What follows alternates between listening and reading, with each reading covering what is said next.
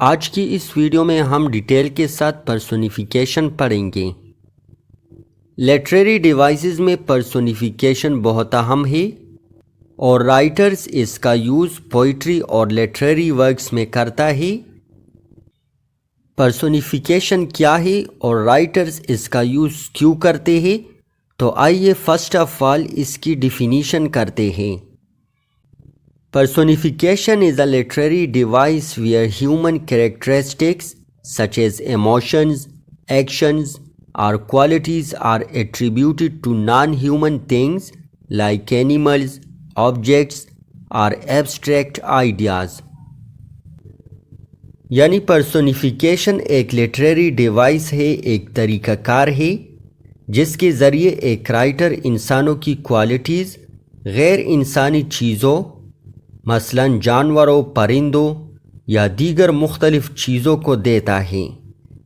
اب ظاہر بات ہے نان ہیومن تھنگز میں انسانوں کی کوالٹیز تو نہیں ہو سکتی، مگر رائٹرز اپنے لٹریری ورکس کو کلرفل بنانے کے لیے، اسے مزید امپریسو بنانے کے لیے، اپنی لینگویج کو ریچ بنانے کے لیے اور اپنے لٹریری ورکس میں ڈیپتھ پیدا کرنے کے لیے پرسونیفیکیشن کا یوز کرتے ہیں۔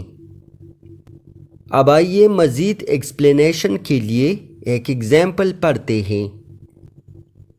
A host of golden daffodils beside the lake beneath the trees, fluttering and dancing in the breeze.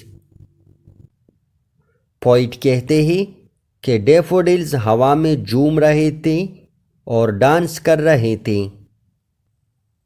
اب ڈانس کرنا انسانوں کی کوالٹی ہے، ڈیفوڈلز ڈانس نہیں کر سکتے کیونکہ یہ نان ہیومن تھنگ ہے، مگر پوئٹ نے انسانوں کی کوالٹی ڈیفوڈلز کو اسائن کی ہے، تو یہاں پوئٹ نے پرسونیفیکیشن کا استعمال کر کے اپنے ورک کو امپریسو اور کلرفل بنایا ہے۔